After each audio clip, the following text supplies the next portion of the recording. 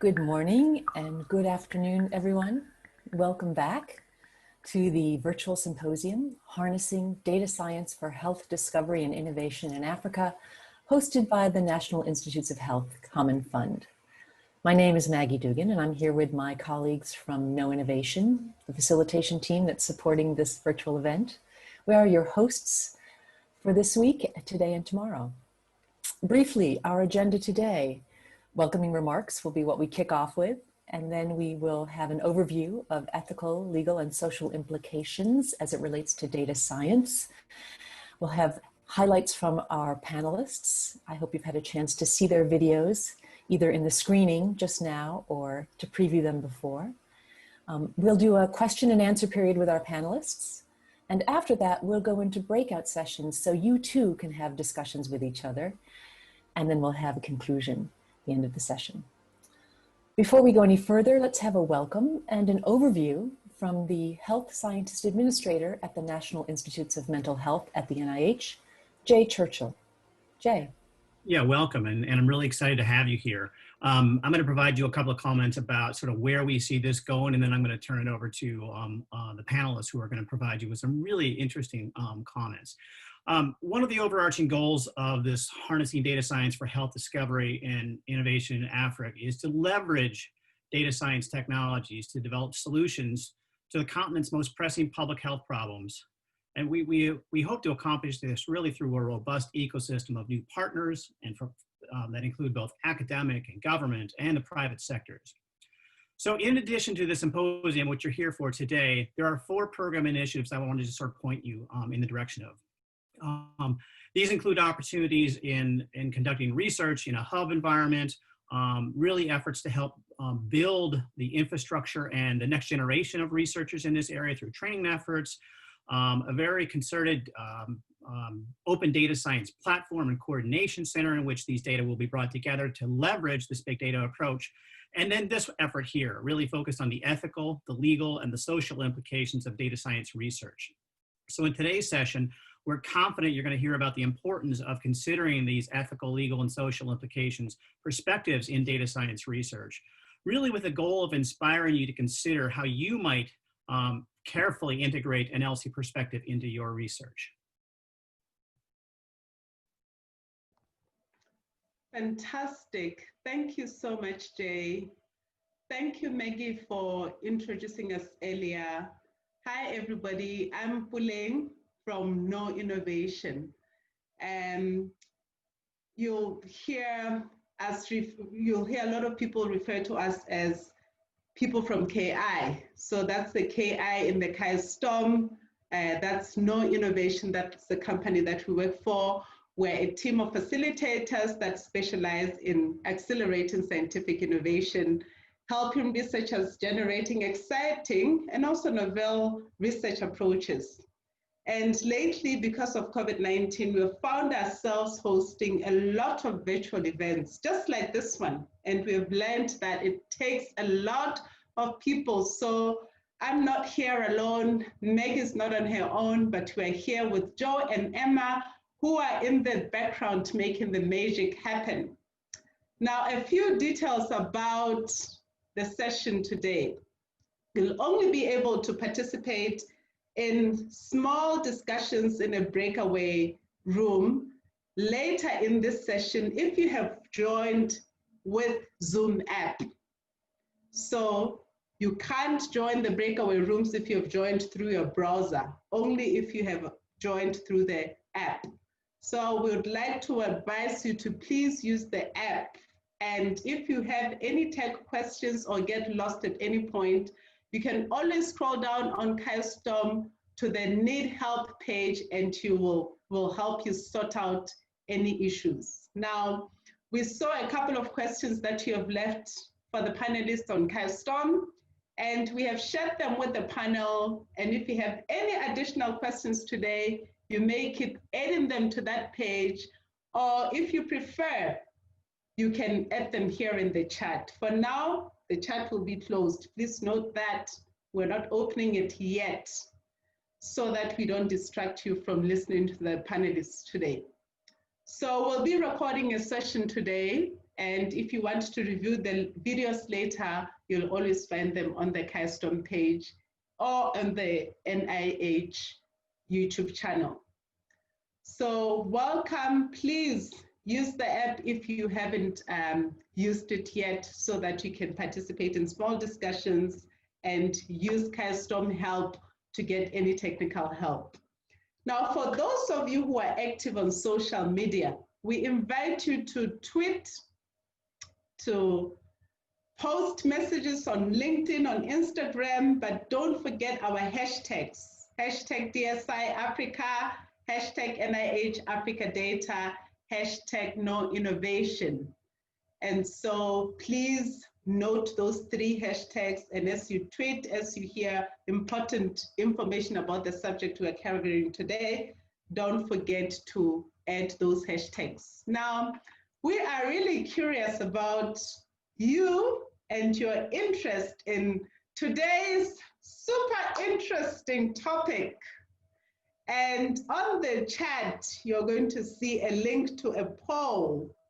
And this is a very short poll where we simply ask you to share with us the 3 words that come to mind when we speak about ethical, legal, social implications in your work. Those words cannot be ethical, legal, and social. Think of other words that come to your mind besides ethical, legal, and social implications, but that come to your mind immediately when you hear that. So the link is in the chat. Click on that poll and enter your results. As you do that, my colleague is already retrieving some of the words coming from you. So far, we see a lot of sharing, ownership, misuse. Interesting. Please enter those words. Enter those words. We'll take a couple of seconds to see. This is going to help the panel to see your own perspective and your own views about the session today. So for the last time, we'll refresh and have a look. Interesting that misuse is still there. One of our biggest words. And then we have concerned, interesting. So our biggest words are consent and misuse, but then we also have complicated, which is why we're gathering here. And we had respectful, we had responsibility, ownership is back and it's big, interesting. Racial oppression, interesting, engagement, sharing, human healing, honest, responsibility. This is very interesting. We'll do it one last time. Oh, Jay and Pamela, this is super interesting. We have privacy, confidentiality, and responsibility as our biggest 3 words. So as we start today, those are your 3 biggest words: privacy, responsibility, confidentiality. Very interesting. Fantastic. Now I will hand over to Maggie, who's on the panel and who's our moderator today. Let me introduce you to your moderator. It's Pamela Andanda. She is a professor of law at the University of Witwatersrand in Johannesburg, where she conducts research on data protection, intellectual property, health law, and governance of research. She chairs the university's Ethics Advisory Committee and serves on a number of national, regional, and international committees, such as UNESCO's International Bioethics Committee, the African Academy of Sciences Data and Biospecimen Governance Committee, which she also chairs, and the Academy of Science of South Africa Standing Committee on Biosafety and Biosecurity, among many others. She is National Research Foundation rated as an internationally acclaimed researcher. So, Pamela, I hand it over to you today to set the stage for our discussion.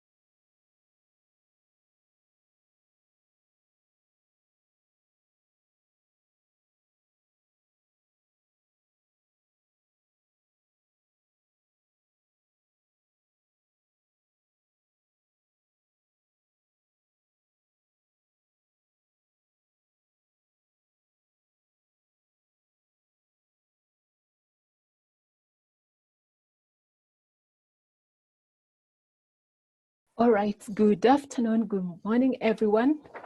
The data connection is a bit unstable, so if it drops, I'll try to reconnect. Thank you so much for joining us, and it's really a privilege to be with you all. So I'll just give you a high-level introduction of our panel.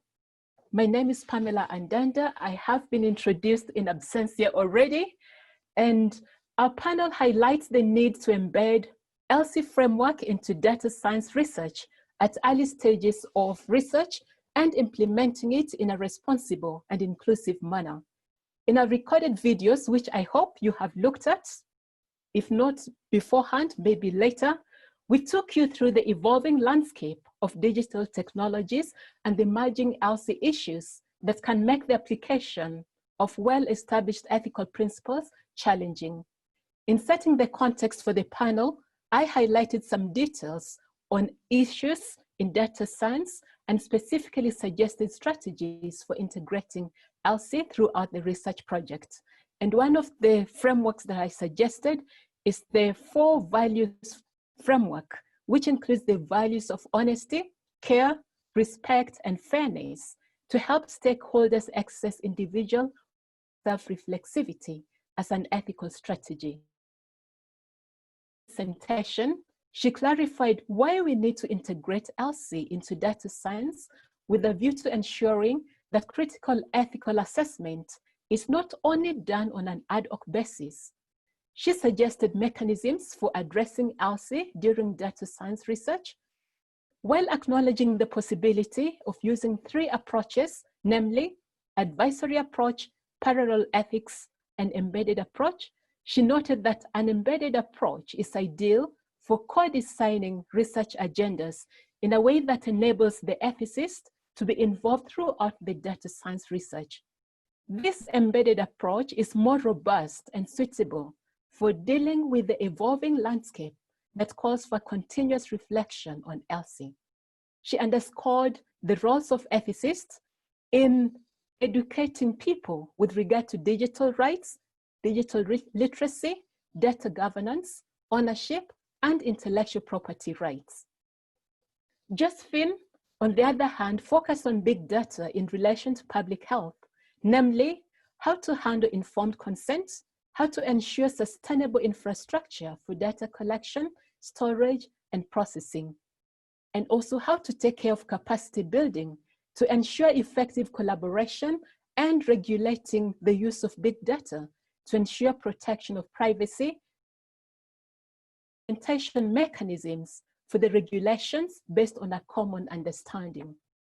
Clement's presentation focused on equity and justice in data acquisition and implications for data science in Africa. He clarified what data science is by taking us through the 5 stages of data science life cycle and how data science can interface with ELSI as an integrated program. He clarified why we should care and the importance of ELSI engagement.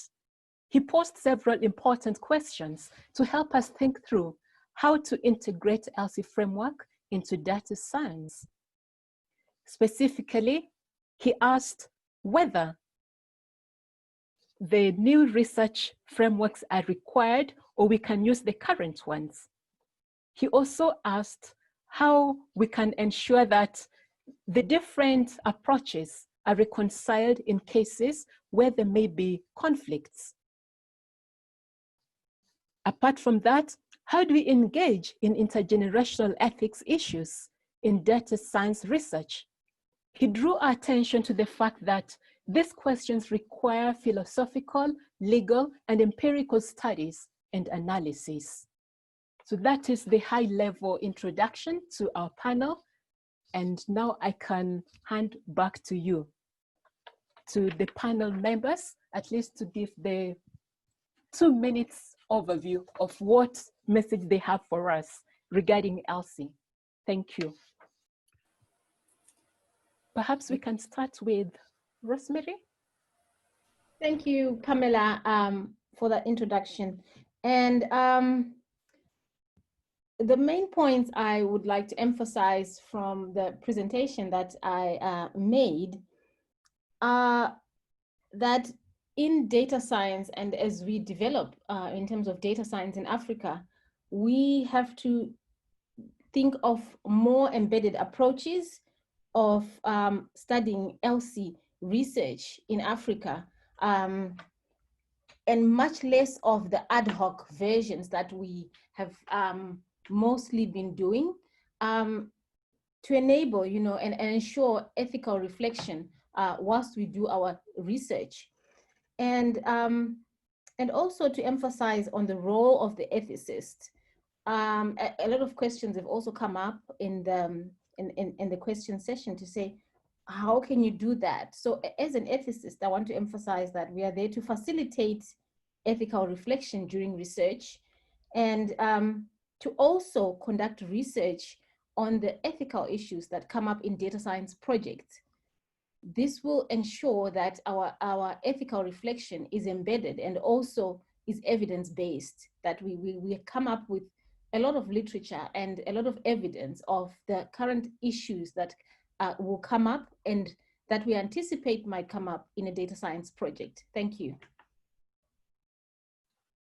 Thanks so much, Rosemary, for that overview. Next is Josephine. Thank you, Pamela. Hello, everyone. So to recap the presentation we've made, my main message or take-home message for you, or for all of us to think about, is to think about big data, the opportunity of big data for us to improve on health indicators in Africa. As data scientists or data science researchers, there are four main big blocks I'd like us to consider. Informed consent, which means that making our potential participants understand what the research is about, the potential risk or benefits of the research, and for them to consent or agree to participate in the research. And then also it should take a form of co-production where the voice of the community, the voice of the participants are heard, even in the design of the research. And we can refer to the Global Code of Conduct as to learn from the various blocks that they discuss, which Pamela also mentioned. And then again, under informed consent, I'd like us to also think about ownership. Who owns the data?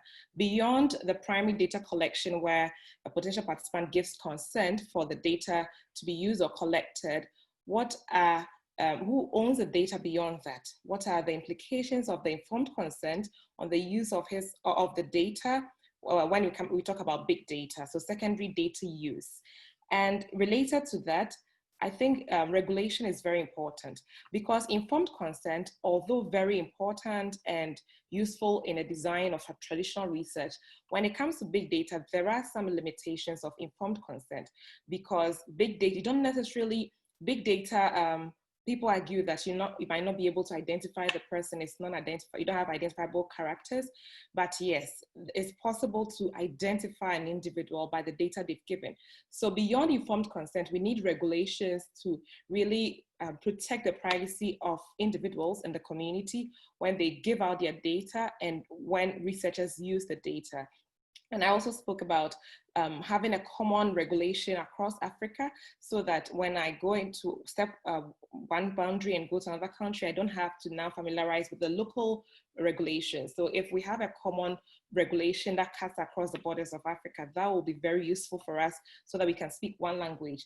And thirdly, the subject of capacity building, that we need to empower researchers in Africa, we need to empower the community, we need to empower each other, so that when we sit around the table with collaborators, we will be able to speak a common language. Because when there is the power dynamics come to play and we don't have fair grounds for discussion, we cannot really negotiate well. So we have to build the capacity of researchers, of government and all people who are involved in research, so that when we collaborate externally, we can make sure that our conditions are met and then our voice is heard. And then finally, I also talked about infrastructure for big data. Are we ready in Africa to go big data? Although it's useful, how ready are we in terms of the sustainability? Do we have the financial capability? Do we have the resources, the knowledge to ensure that we have a proper big data structure and it's sustainable. And data mining, we ensure that we collect the data and we have the power also to use the data for our good. Thank you. Thanks so much, Josephine. Now I'll call on Clement to give us the 2 minutes overview. Thank you very much. So my presentation focused on how do we conduct research on the bioethical, or more narrowly, the research ethical aspects of data science research. So it sounds a little bit difficult to separate those two things, but it's easy enough. So data science research stands alone as an activity that we've been told by other speakers holds tremendous promise to enhance health and discovery in Africa.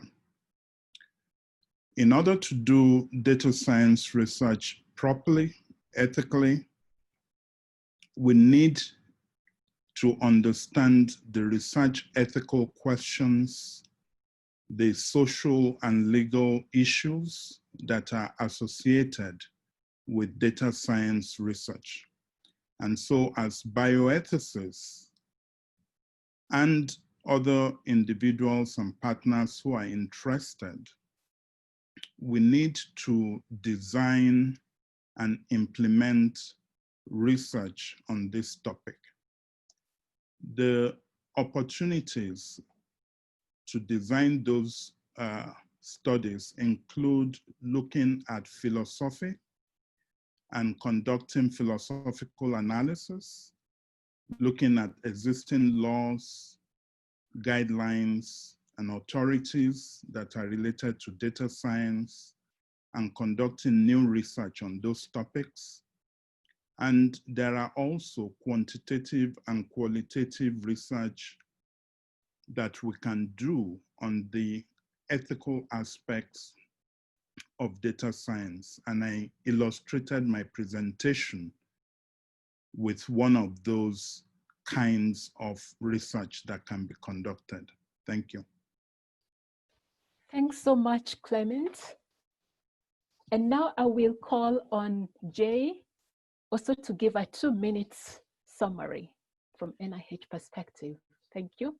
Yes, thank you for that. So I'm here to tell you briefly about the comments that my director, Dr. Joshua Gordon, has provided. So Dr. Gordon is the director of the National Institutes of Mental Health at the U.S. National Institutes of Health, and he's one of the 4 institute directors leading this effort for data science initiative in Africa. A couple of points about Dr. Gordon's message. One is that in his message, he really emphasizes the importance of considering this ethical, legal, and social implications approach in a very proactive manner and not after the fact. So he really emphasizes thinking about this carefully as we design research and not in a reactive manner.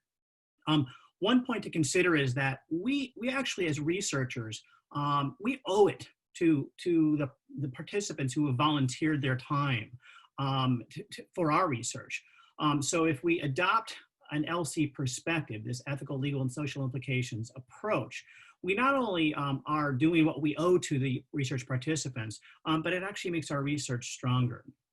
In fact, one of Dr. Gordon's primary emphasis that he's had since he's been at the National Institutes of Health is really in the development of these novel approaches using an integrative data approach to not only assist in better helping to identify mental health issues, but also in the personalization and in the treatment of these disorders with an emphasis on addressing health disparities issues at a worldwide level. Thank you. Thank you so much. And now I'll hand to Maggie, who will step in as well. Just very quickly to let you know that we have opened up the chat so that if you would like to ask questions, that's a good place to do it. We have you muted because it's such a large group, but the chat is open if you would like to put questions there. We will be looking at this chat as well as at the KaiStorm page to collect questions that we'll share with our moderator to share with the panel. So put them in the chat now. Pamela, back to you. All right, so I'll be monitoring the questions, which I'll direct to the panelists to respond accordingly. But while waiting for the questions to start streaming in, just my 1-minute summary of what we've really tried to put before you in this panel. And the take-home message is essentially that we really have to look at ELSI from the perspective of a value-based approach. And therefore, we have underscored the vital role of researchers and other decision makers' integrity and self-reflectiveness in ensuring compliance with principles of ethics in a contextualized and deliberative way. We really hope that this will help us to reflect on what the panel members have driven home in terms of how to think about justice, equity, which Clement has just highlighted, how we can at least come up with an appropriate infrastructure, as Josephine mentioned, and Rosemary also took us through what she had highlighted in terms of the mechanisms of integrating ELSI framework. So with that, I hope it captures the summary of what we presented before you. The floor is now open, and I will look at the first question that I can see in the chat. And that is, how can we create a common ethical policy? Would NIH Africa create it? I think this speaks to an ethical policy, and at the same time, I'm going to ask Rosemary to respond, but I can also jump in from the perspective of someone who is involved with one of the bodies on the continent, the African Academy of Sciences, that is trying to at least help us to have a Pan-African approach, to have an integrated approach, and that common language that Josephine was talking about in her presentation, common language in terms of governance, in terms of the issues that we need to consider. So I'll throw that question at Rosemary to continue with as I monitor the other questions. Thank you, Pamela. A common ethical policy. So what would that really look like? So I'm thinking of the current drive that we have in Africa to have an African kind of bioethics, to think outside the Western perspectives that we normally have, and to come up with our own bioethics discourse. And I would think it would work. Not so sure if NIH Africa would be the best positioned to do that. I was thinking along the lines that Pamela talked about of using the African Academy of Sciences. I think this capacity can be built through that for us to have a common ethical policy. So yes, I do agree, but I would think rather through the African Academy of Sciences and through the current bioethical discourse of an African kind of bioethical thinking. Thanks. Thanks so much, Rosemary. And the next question is really ideal for Clement.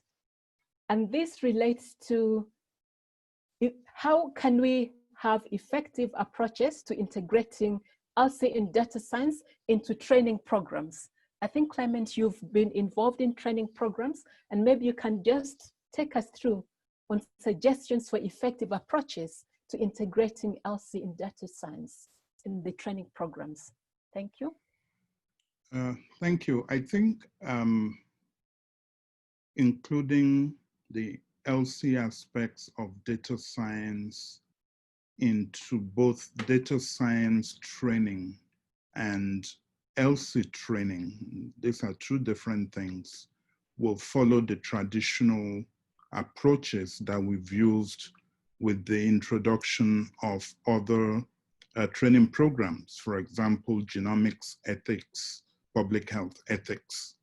I think the challenge really is to define what is unique, different, and challenging in ELSI of data science research. I don't think we have difficulties with the integration of those issues. Once we've identified them, they are coming up in different communities and different populations. Some of them are global, and therefore, whether they've been identified, discussed, and reviewed in one society, the outcome may be applicable to other societies. On the other hand, there are going to be those issues that are uniquely local, and that ties in with the earlier comment about developing Africa-wide framework or policy. I don't think that's a great objective, because there are just significant legal variations across the continent. Different countries have different constitutions and different policies in how they engage with the population. The ethical principles are standard, all right, but they have to be domesticated, and the domestication will have to take account of local culture, religion, and legal characteristics. Thank you. Thanks so much, Clement. The next question, it's kind of long. I'll read it out. And the target panelist in this regard is Josephine. So Josephine, given an overall goal of this initiative in using big data perspective, how can informed consent be developed to enable broad sharing of research data with other types of data for optimal use while ensuring privacy and confidentiality is maintained? What role do an ethicist have, particularly if and when the private sector, that is commercialization, comes in? So apart from Josephine, I think Rosemary can also take a ride on that regarding the role of ethicists. So the first part, maybe Josephine can take us through that, and then Rosemary, the second part regarding the role of ethicists. If you want me to repeat the question, just let me know. I hope it's clear. Yes, thank you, Pamela. So the question basically is asking how informed consent can be integrated into big data use. Is that correct? Yes, in order to enable broad sharing of research data with other types of data for optimal use. Right, okay, thank you. So informed consent, as I discussed earlier, I think it starts from like the individual level and the community level. And here, I think we can make reference to the Global Code of Conduct, which talks about being fair, respectful, caring when you are conducting research. So informed consent basically like making your participant or potential participant understand what the research is about and all that. But there is a limitation when it comes to informed consent and the use of big data, because at the point of giving the consent for the data to be taken, the person understands what you're using the data for. But with big data, the data can be reprocessed to do other things. And the consent the person gave might not necessarily be related to what the big data or the secondary data is being used for. So I think how to integrate it is to empower the community, individuals, to understand research. And we can follow the Global Code of Conduct to do that. And beyond that, we need regulations to reinforce that, because the whole essence of informed consent is to ensure privacy, respect of the use of people's data. So where there's a limitation where informed consent does not really play again because of its inherent limitations, then I think regulation can back up what informed consent is meant to do. Because let me give a practical example. With the use of big data, sometimes you don't give a consent because big data uses anonymized data, more or less. but you can re-identify the individual. And we know with informed consent, the person has to tick the box. But with the use of digital technology now, people don't always read the small print to consent to participating in something. So I think we need to empower people, integrate informed consent in research, but beyond that, we need regulation to protect the privacy of individuals. Thank you. Thanks so much, Josephine. Rosemary, for the next part of the question. Yes, so on that question, I'm looking at the role of an ethicist in the private sector. If you look at big companies that deal with data projects like IBM Africa, Google Africa, those big companies, they do have ethics departments and legal and ethics departments. Sometimes they are together, legal and ethics.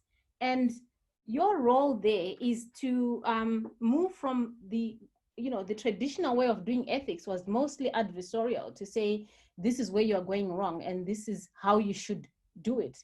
I think when you are in the private sector, the idea is to facilitate ethical reflection of what goes on at each stage of a data science project.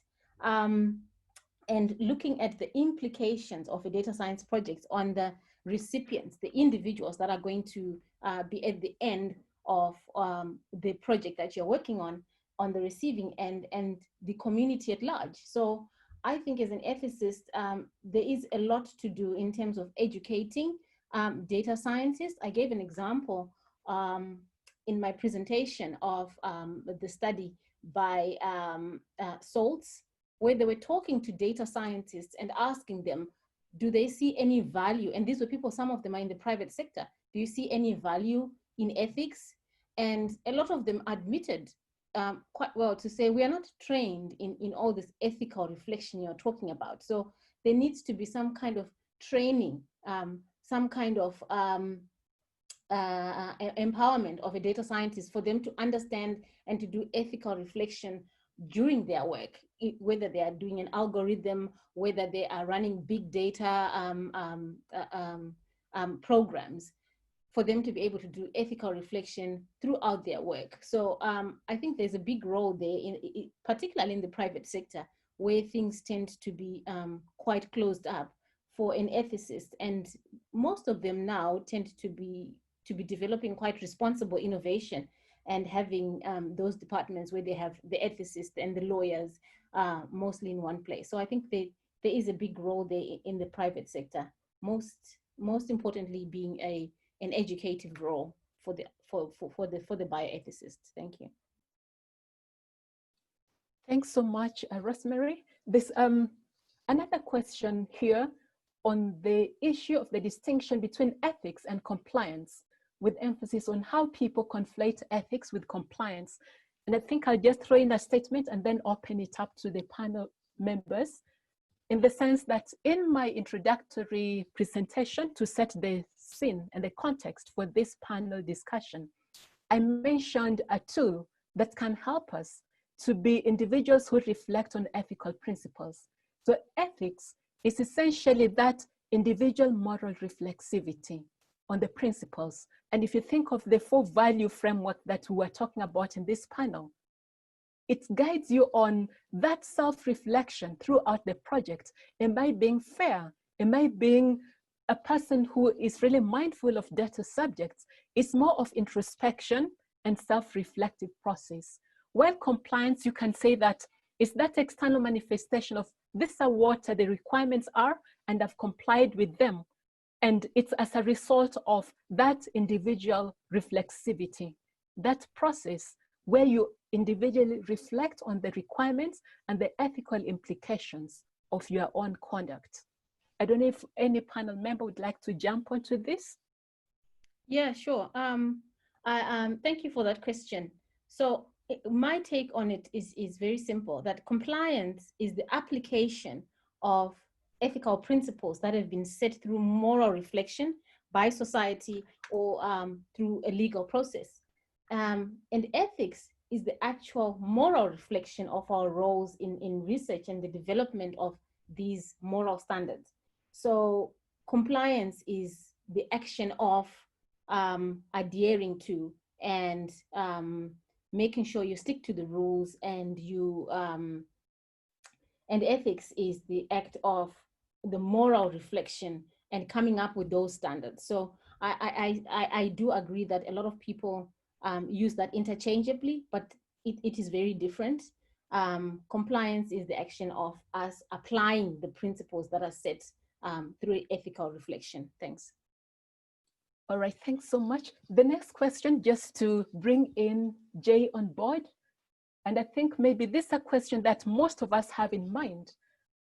How, on submitting an application to the funding announcement as a standalone application, when there is a stated goal on these projects being embedded, so how do we embed the ELSI framework into a standalone application under this call? Jay, please. Yeah, Pam, thanks for that question. It's a really important question, and actually one that I've heard a few times in inquiries to the funding announcement opportunity.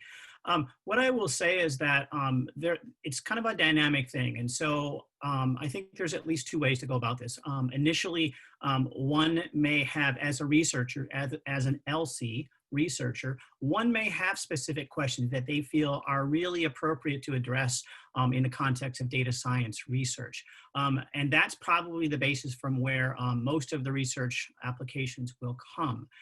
What I can say, though, is that there are also existing partnerships that one may have with larger research efforts that one could partner with that.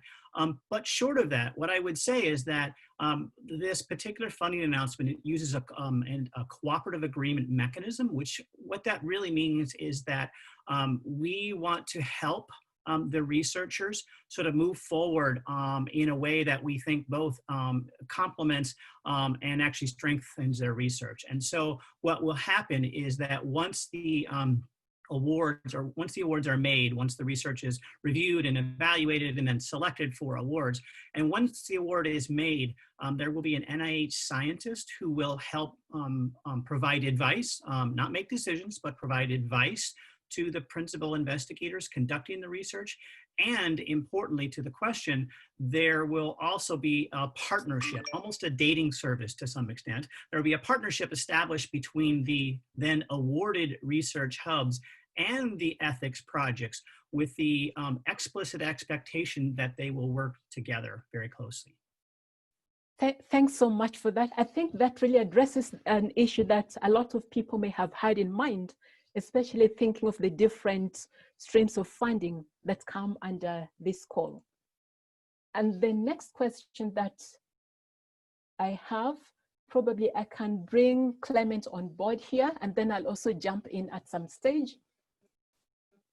And the question is, how variable do you think the ELSI approaches will be across countries and regions, or will there be a mostly consensus of principles?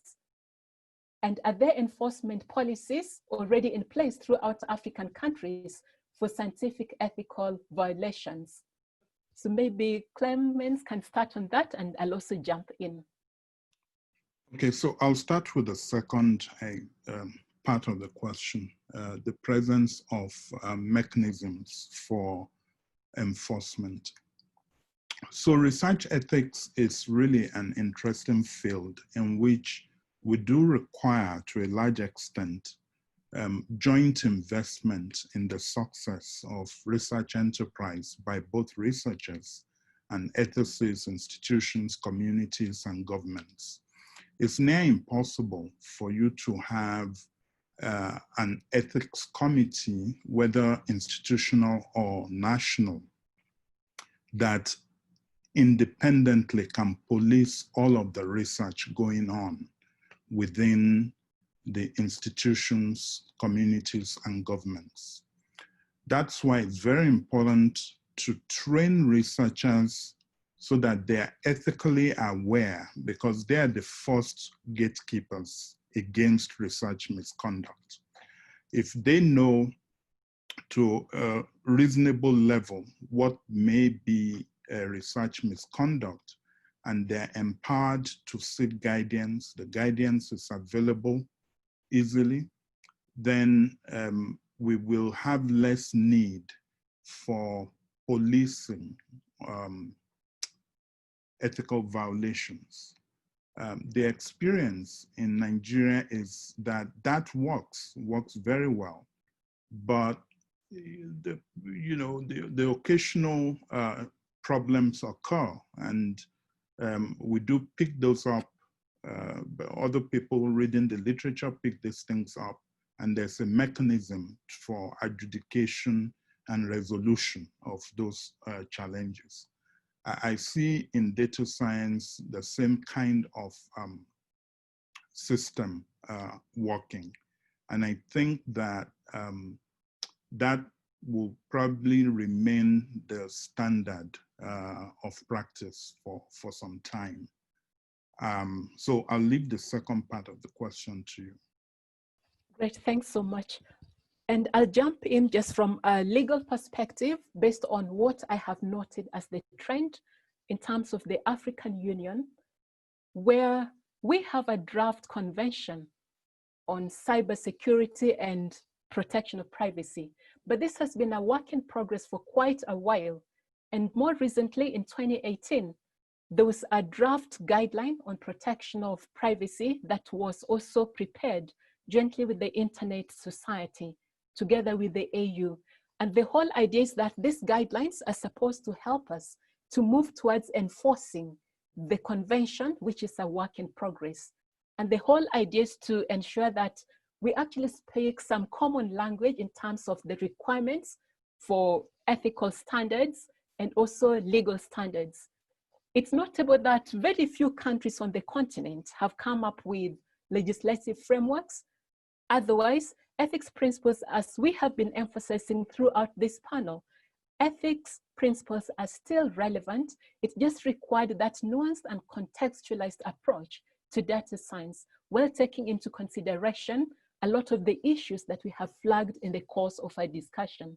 So that's what I'd like to add on to Clement's very brilliant observations, just from a legal perspective, based on what I have observed. Additionally, the African Academy of Sciences will soon be publishing a policy paper that provides guidance on how we can move forward as a continent in terms of data science and also governing that space in a way that respects individuals and also fosters equitable partnerships. So please look out for the policy documents from the African Academy of Sciences and also the policy brief, which will precede the publication of that policy paper. Thanks for that. Now, I'll move on to the next question, just to see, and we're back to informed consent. And here again, probably the three panelists can think about this, because consent is a theme that cuts across what we have all talked about. And the question regarding informed consent is, how do we ensure that informed consent actually takes place in research and programs? For example, with the proliferation of digital data collection tools, isn't it not is it that easy to track as you would do with a paper consent form? So taking into consideration the digital collection of tools that are currently in use, how do we ensure that informed consent is actually taking place in research and in programs? Now that Clement is on the floor, would you like to start with that? And then maybe hand back to Rosemary and Josephine. Thanks. Thank you. So I think that one of the challenges that data science brings up is the role of informed consent, and when it is feasible, when it is not, what kind of data it applies to, what are the limits and the scope of its application, and how, if indeed we need to, do we review, revise, and revalidate informed consent when data becomes so portable and so malleable? Data science is pretty broad. It ranges from the use of, say, your geospatial data captured every time you use your cell phone to predict health and disease outcomes, to genomics data where you actually have deliberately donated samples. But those samples, once the genomics data is extracted, the information can be used to apply to people to derive information, data, and outcomes about people who may not have given consent. So one of the objectives, as I see it, of the ELSI part of the DSI Africa is to encourage us to think beyond the participant researcher single disease narrative, which most of us are familiar with, but to look broadly at the challenges posed by the collection of both structured and unstructured data, whether in health clinical settings or in non-clinical, non-health settings, and how all or any of these data types can be used in research. So it's broader in one sense, but it does raise significant questions about consent and the scope and the applications of consent. Thank you.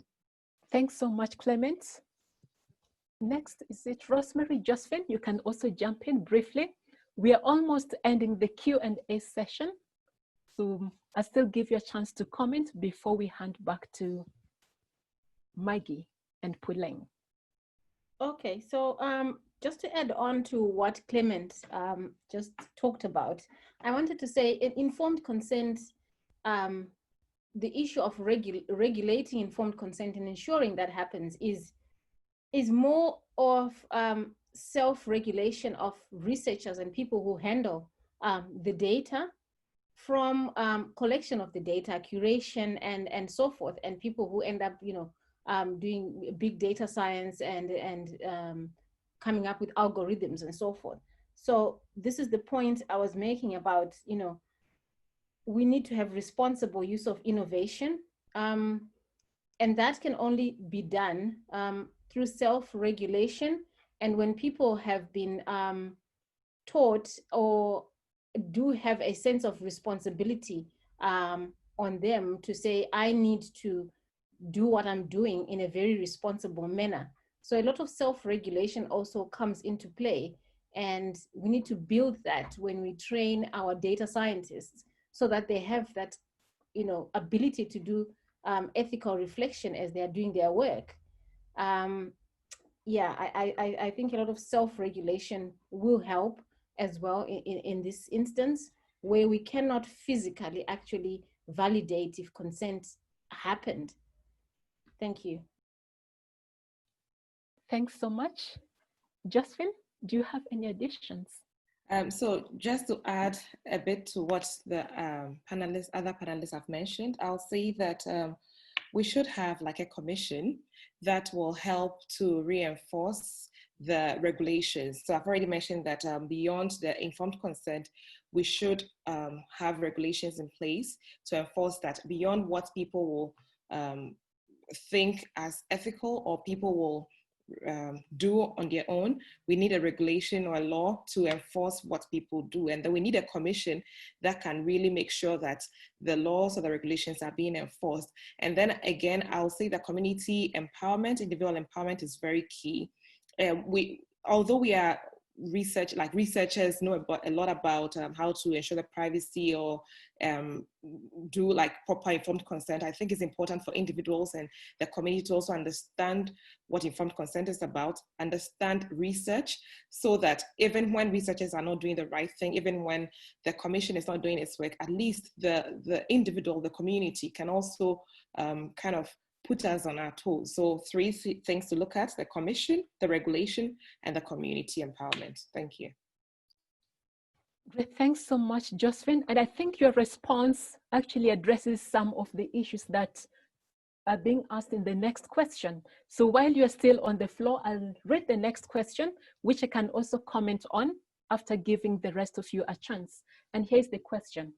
We've been hearing so much about the ethical and legal side of data science research, but does the panel have suggestions on how one might consider the social implications side of their research in a manner that lends itself to a thoughtful empirical approach?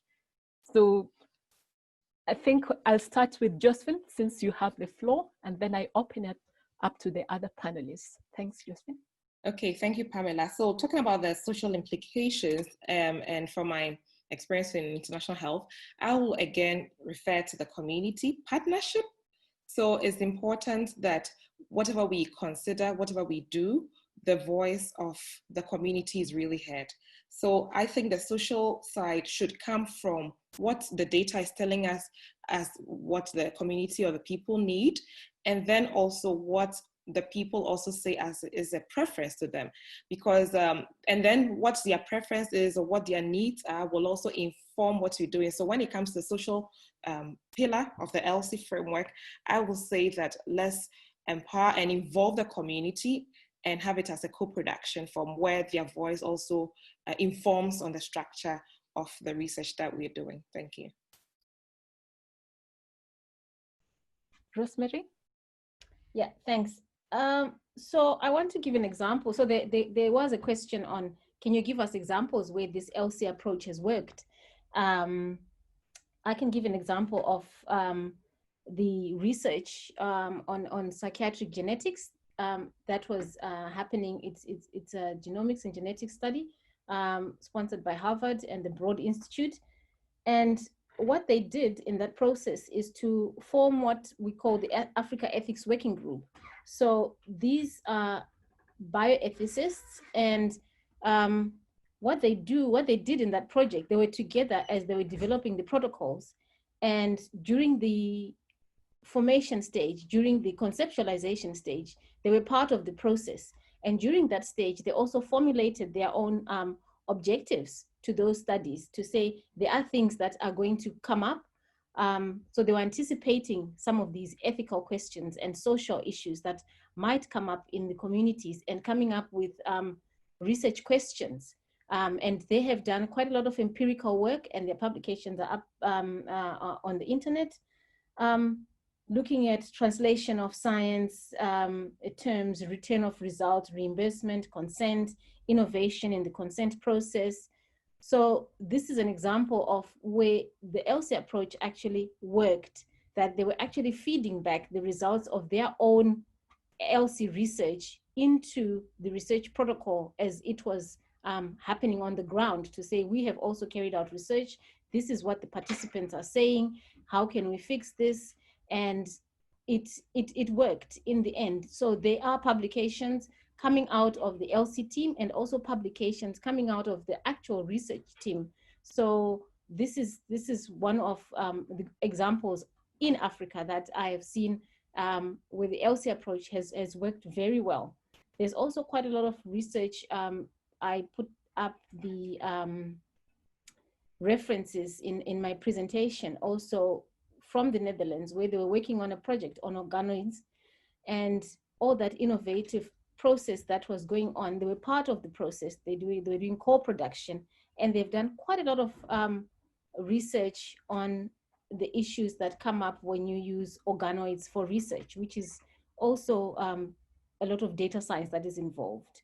So it does work, and there are examples out there. If you read through the references I put in, you'll find a lot of examples of, one of them is actually a review paper that looks at the examples where ELSI research has been used. So that is a good resource. And I know there are a lot of other people who are working using the ELSI approach in Africa. I'm seeing some of them are actually participants in this broadcast. So thank you. Great, thanks so much, Rosemary. Do you have additions, Clement, before I jump in? Yeah, so briefly, the question is about social implications, that quite a lot of what we have been talking about have been focused on ethics. I think it's also true that we have not said enough about legal issues. To evaluate the social implications of data science research requires the methods that we use in other social science research projects. And if you design the questions, then you apply those standard methods. For example, you may choose to want to inquire about the attitudes of members of a particular community to the capture of the geolocation data of members of the community. If you want to do that, then maybe you design a qualitative research project or a survey research, or you use mixed methods. So there are social questions that can be asked, and we use the methods of social sciences to answer them. The legal questions are also important. In addition to developing and writing policies, we need to conduct research that will inform the laws and the guidelines that we put in place for ELSI of data science research. Thank you. Okay, thanks so much. My network dropped a little bit, but at least I'm back with you. And I just wanted to add on to what Clement has explained, in the sense that most of the issues that we've been flagging and talking about, especially the 4-value framework, it actually gives you a sense of how you can bring in social implications into that approach. You know, the 4 values that we highlighted can actually help us also to reflect on what I mentioned in my own presentation about technical contexts that have led us to start including social and economic issues with medical information in order to enable evidence-based decision-making. So that's why it's not really easy to separate the ethical and legal into neat compartments and bring a different compartments that clearly speaks to social. They're really intertwined, and a lot of the points that we've mentioned are equally applicable. I hope that this helps all of us to appreciate how social implications are also included in the discussion that we are having. I think we are coming to an end of the Q&A. And now I will hand back to Maggie and Puleng so that we're able to proceed to the breakout sessions. We apologize if we're not able to respond to all your questions. We've tried our best, but we still have an opportunity in the breakout sessions in order to address more of the issues. And we are also going to reconvene after that. Thank you so much for this lively discussions. Thanks to you, Pamela, and the panelists for such a rich discussion, such a thoughtful response to lots of questions that you are receiving through the chat.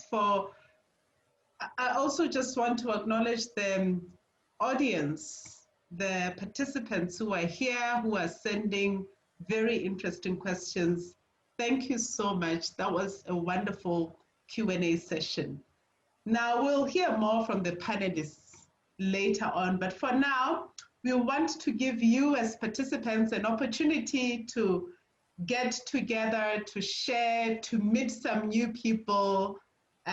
Clearly, this is a conference that has attracted people from many nations, many countries across the world. So this is a great opportunity to meet some new people. And we want you to do 2 things.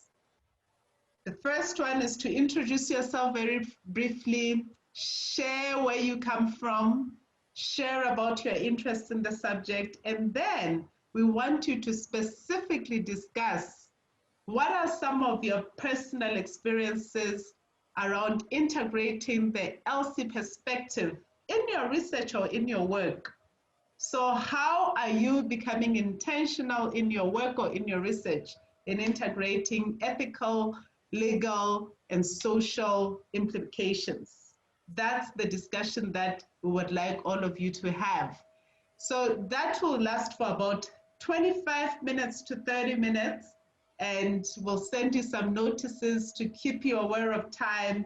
And we would like you to please make sure that everybody gets a chance. So first, to introduce themselves, to share about where they come from, then their own personal experiences on how they integrate ELSI into their research or into their work. Maggie, do you have any tips for us as we go into breakaway rooms? I do. It's just a few things. It does help if you turn your video on. I know that not everybody can, especially if you're dealing with some data issues, but if possible, it's easier to talk to you if we can see who you are.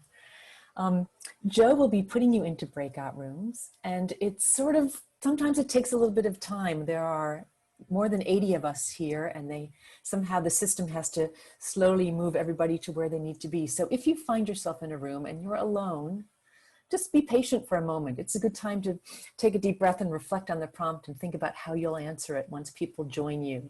So give people a little bit of time to meet you. Now, if it comes to be 30 seconds, 40 seconds, maybe a minute, and nobody's joined you yet, then you can come back to the plenary and say, hey, nobody was with me. But my suggestion is that you wait a while. Joe can also see on the dashboard that you're alone, and he'll try to send somebody in. So just be a little bit patient on that. It takes some time. Now, we will bring you back in about 30 minutes, but if you're not done with your conversation, don't forget about the network lounge. That you can say to people, listen, let's meet in the network lounge at table 5 after the session, and we can keep having this conversation. So just because the breakouts will end, it doesn't mean that your conversation has to end. So with that, introduce yourselves quickly, talk with each other about your personal experiences, integrating the ELSI perspective into your research and into your work. Have a nice conversation. We'll keep you posted. We'll let you know the timing, and we'll let you know how to come back. Okay, Joe, send them out.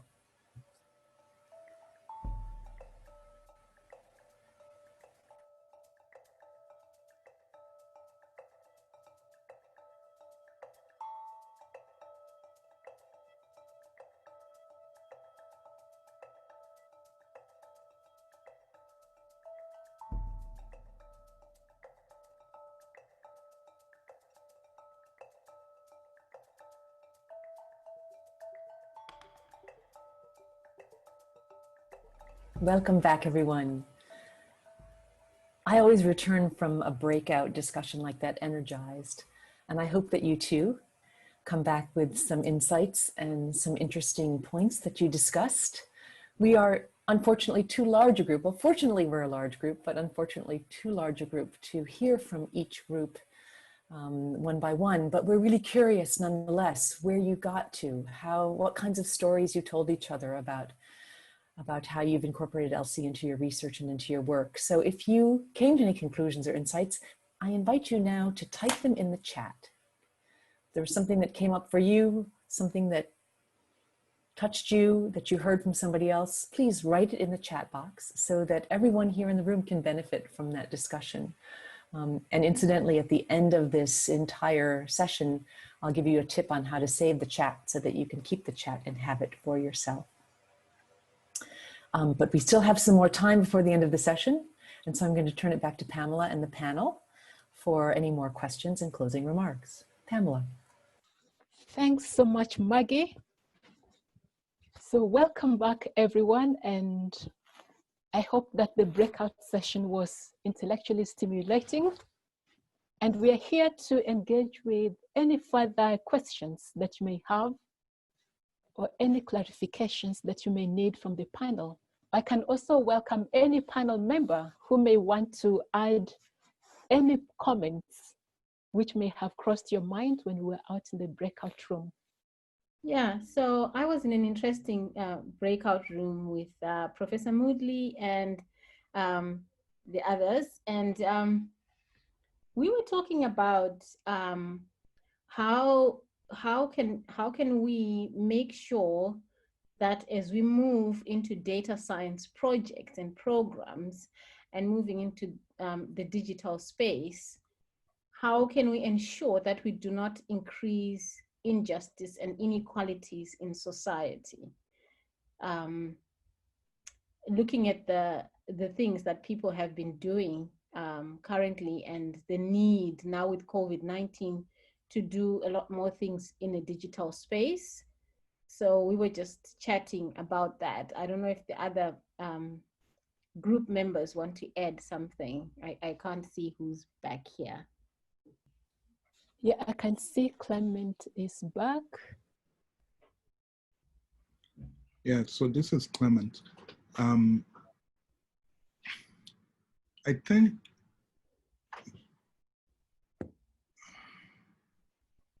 people need to look at the RFA and pursue research questions such as the one that your breakout room was considering, and see how they can frame it for an application. So this is not an opportunity for ethical reflections, rather to frame a proposal that may include ethical reflections, may include other methods to ask pertinent questions related to research ethics of data science. So in one of the comments before, the comment inadvertently sounded like, there's the research and then the ethics. That's not my understanding of this particular framework. My understanding is this is to work together to identify partners and develop a research project. So it is a research project in its own right, except that the subject, the focus is not maybe a particular data science, genomic, geospatial, mobile phone, or any of those things, but the focus is on research ethics. So we're being invited to do research on research ethics of data science. So that might be helpful as folks begin to think about these things. Great, thanks so much. I can see an interesting comment in the chat regarding transparency. And that Michael comments that trust between collaborators is important, as well as transparency. And an ethics feedback panel is necessary, is a good first step. And I think that essentially underscores the framework that we're talking about earlier in our discussions, how the ELSI framework has to be embedded throughout the research journey, not an ad hoc experience or as and when it's required. Josephine?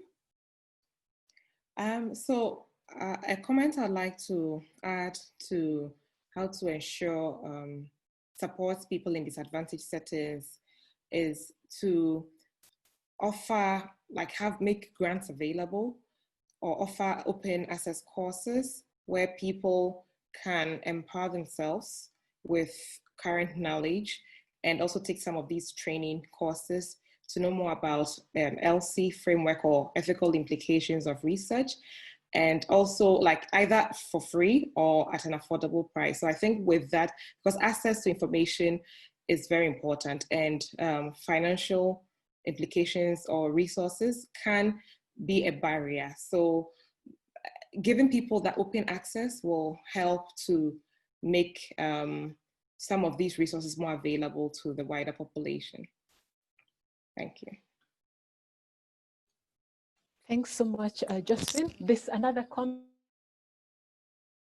that maybe you would like to respond to. A question in the chat about the migration from paper-based to electronic medical records, and how can countries overcome compliance and ethical challenges, such as consent? Any thoughts or comments on that? How to address the issue of consent when we are migrating from paper-based electronic to electronic medical records? Maybe you can say something, and then next we give a chance to Rosemary as well.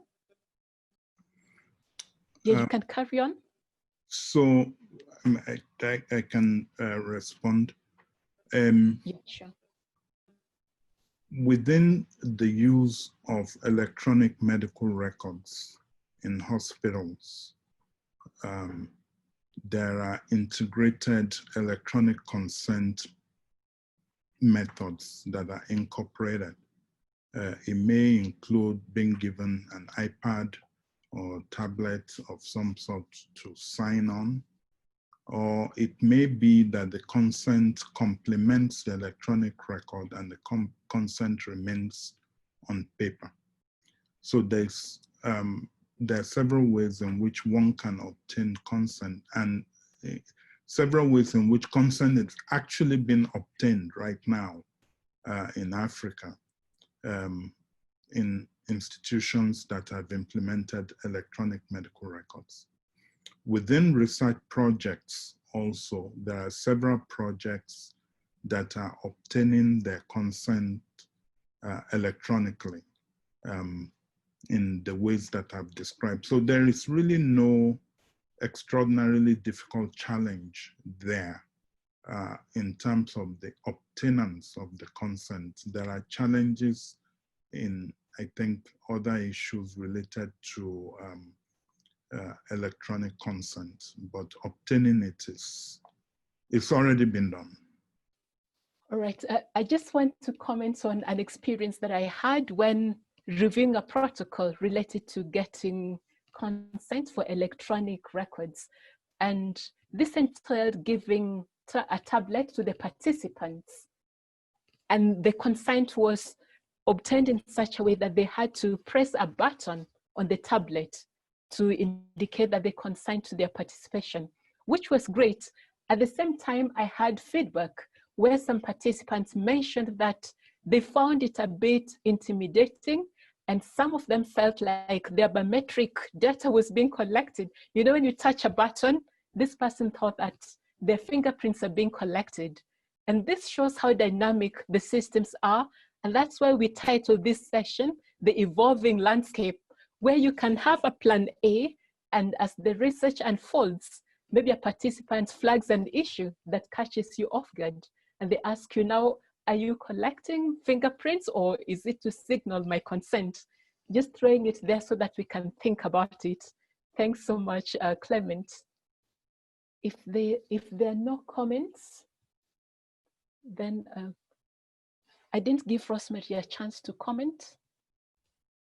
Oh, so on top of what you guys have said, looking at consent and I think there are like two different issues there in one question. So there's migration from paper-based to electronic medical records, and then there's the issue of consent, which I think the two of you have addressed very well.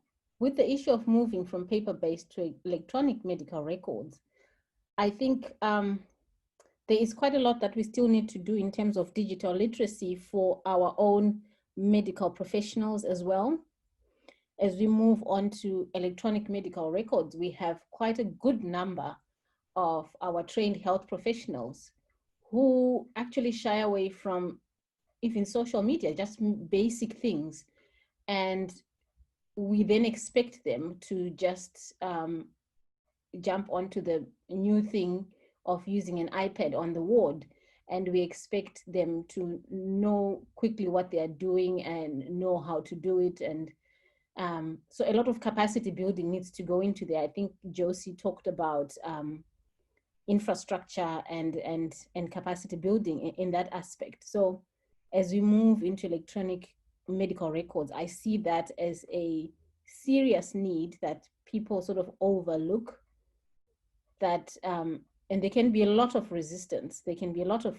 My experience with sometimes inspecting research studies that are using electronic medical records, you find that the nurse actually still has a little notebook where they jot down their things and then they'll transcribe onto the iPad later, which creates new problems in itself. So I think, and when you discuss with them, they will tell you, I'm not used to this thing. I don't know what happens. Sometimes I don't hit the save button. So I'd rather do it when I'm calm, I'm not on the ward, I sit down, and then I write, and then I transcribe it. But then that introduces a lot more error in terms of transcription. So I think we need to move to a space where we incorporate digital literacy into the training of the people that we expect to migrate this health system into an electronic medical records system. Yeah, that's my only comment. Thanks. Great, thanks so much. And I don't see additional comments. Maybe I can give Jay a chance as well to comment. Yeah, thanks, Pam. I guess in this regards, I guess I would pivot slightly and talk a little bit about some of the mechanistic side of this. My first comment would be that, in my opinion, the research questions that we are seeking here, that will be proposed, this isn't meant to solve all of the problems in one fell swoop. This is meant to start a conversation. I think that the area of ethics and the legal implications and even the social implications have been behind a little bit. And that's not pointing a finger, that's just that we haven't had the opportunity to really think carefully about the integration of these things. So this by no means is meant to solve everything in the next 4 to 5 years and we're done. This is just the start of a conversation.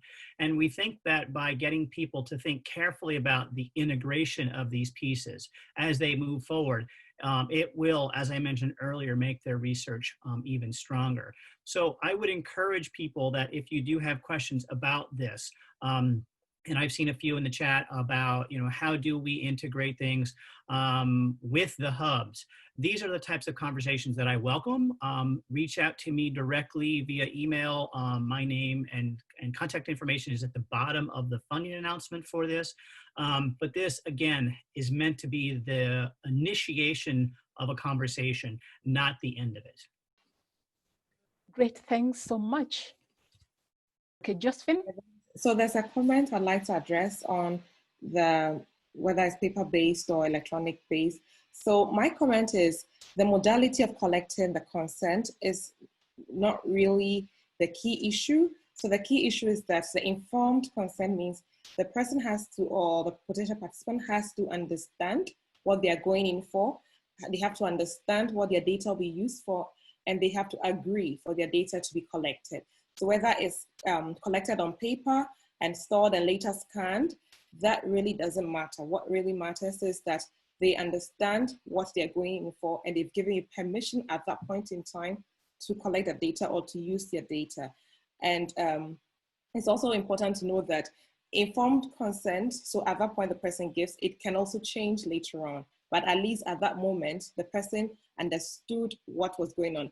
And to add to the digital health or digitization era, it's also important that although we have information on the tablet, we have to consider that literacy level is a bit low. So not everybody might be able to read the fine print to understand. So it's important that we take the time to also explain to people what they are going in for before they agree or disagree to participate in the research. Thank you. Thanks so much for the comments, Josephine. Any other panelists who may want to comment on an issue, maybe in the chat that you've picked up? Ikea seemed to be reiterating a question. And I thought James had answered it. Perhaps she wants more detail. And the question is, in the presentation on day one, it was mentioned that the ELSI component will be integrated in the research hub after grant has been awarded. How does the NIH intend to merge ELSI with research hub studies, more so that the proposal was written independent of the ELSI component and after the proposal has been granted funding? So I thought you had addressed that. Maybe you want to lay it out again for clarity. Sure, thanks, Clement. Yeah, this is a really important issue, and part of the reason why I referenced this notion of this is not meant to be the end of the conversation, but the start of it. We carefully thought about the sequencing of when we would want to bring these ELSI projects on board with a broader initiative. And we thought at the time that it was important. We considered both delaying them until awards were made for the research hubs and then thinking about the ELSI projects. But at the same time, we wanted to make sure that the ELSI framework was actually carefully integrated into the research hub really from very early on. So to answer the question then, the idea is that once both sets of awards are made, the research hubs, well, actually all the awards are made for all of the initiatives. At that point in time, we will bring people together to have thoughtful conversations about how they see that their projects can best intersect and inform one another. And the very design of these projects is laid out to facilitate that. So it's not an ideal situation. It's really an approach to try to best move things forward to establish these partnerships. Great, thanks so much. I'm now going to hand over to Maggie and Puleng. This was great. Fantastic. Thank you so much, Pamela. Thank you, Jay. Thank you to all the panelists who have joined us today. You tackled a very difficult subject around ethical, legal, and social implications in research. And you tackled it really well. And we wish to thank you so much. And now, as we come close to the ending, we have a few things that we just want to remind you of. Tomorrow is another day, but before that, we have a quick exit poll. So we need your feedback on how today has gone and your key takeaways for today. And that's the link on the chat, and it's also on the screen. Please click on that link to give us a quick feedback on how today has gone. And then we would like those on social media, as you capture the key insights about today, I believe beyond the people that were present here in the session today, there's a whole community of people, whether it's here in Africa or in the rest of the world, who are interested in the ethical, social, legal implications of data science in Africa. And if you're going to summarize that and put it on social media somewhere, on Twitter, LinkedIn, Instagram, Facebook, please use the hashtags on your screen. And tomorrow, what do we have tomorrow, Maggie? We have on Wednesday, the last panel for the entire conference, which is on data ecosystems and gateways to foster research community networks across Africa. So that's on the screen. And then Thursday and Friday, we have what we call the office hours. Yes. And I would like you to please preview tomorrow's panelists' videos in advance. If you can't, then just go to the screenings an hour before we start with the interactive panel tomorrow at 7:30 Eastern Time if you're in the US, or 2:30 Eastern African Time if you're in Africa. Maggie is going to tell us about the office hours. Yes, so office hours are really important now. You can really get into the nitty-gritty details. There are 4 office hours that are going to be offered on Thursday and Friday. So for research hubs, for that funding opportunity, from 8 to 9 a.m. Eastern Daylight Time in the US, 3 to 4 p.m. Eastern Africa Time. And immediately following that, also on Thursday, the research training program. That'll be from 9 to 10 a.m. Eastern Daylight Time in the US and 4 to 5 Eastern Africa Time. That's Thursday. Friday, 2 more. The first one from 8 to 9 a.m. Eastern Daylight Time and 3 to 4 p.m. Eastern Africa Time is the ethical, legal, and social implications one. So if you have more questions that didn't get answered today or things you need clarity on, this is a session to go to, this office hours. And then after that, the Open Data Science Platform and Coordinating Center from 9 to 10 a.m. Eastern Time in the US, 4 to 5 Eastern Africa Time. So what else do I want to tell you about? Let's see. I want to give you the exit poll again. If you haven't done it, I think it's in the chat as well. And I absolutely encourage you to fill it out. It really helps us to know how you feel about the day. And I don't know if is it in the chat? Maybe we could put it in the chat. Oh, it's up there. Yes. Okay. A few other things. If you want to save this chat, open up your chat box and go to the right-hand corner, and there are 3 little dots. And that should allow you to save the chat, so you can save any of the questions and comments and insights that are listed there. And I see somebody's made a comment. What are the office hours? Office hours are an opportunity to just go and ask questions. So the leads from each of the funding opportunities will be in the Zoom room. You can go into the Zoom room and they'll be answering questions, and you can interact with them and get clarification on anything you need that you still need to know in order to think about how you might apply for funding under those 4 different opportunities. What else can I tell you? KaiStorm is alive and well long after the symposium is over. So you can go back and look at any videos that you didn't get to see, or you can look at the videos that you didn't see yet, but hopefully you want to. You can go leave a message on the bulletin board. You can also peruse the partner profiles to look at all the different partner organizations that are available to potentially collaborate with you. And I also really encourage you to look at the People Explorer. If you haven't filled out your own People Explorer profile, I invite you to do it. It is an opt-in thing, but we really hope you'll do it. And that way people can find you, and you can search on all sorts of different criteria and find people that you might want to work with. Don't forget the Network Lounge. Maybe you have an appointment to meet somebody there after your breakout session, or you can just go in and roam around and see who you run into.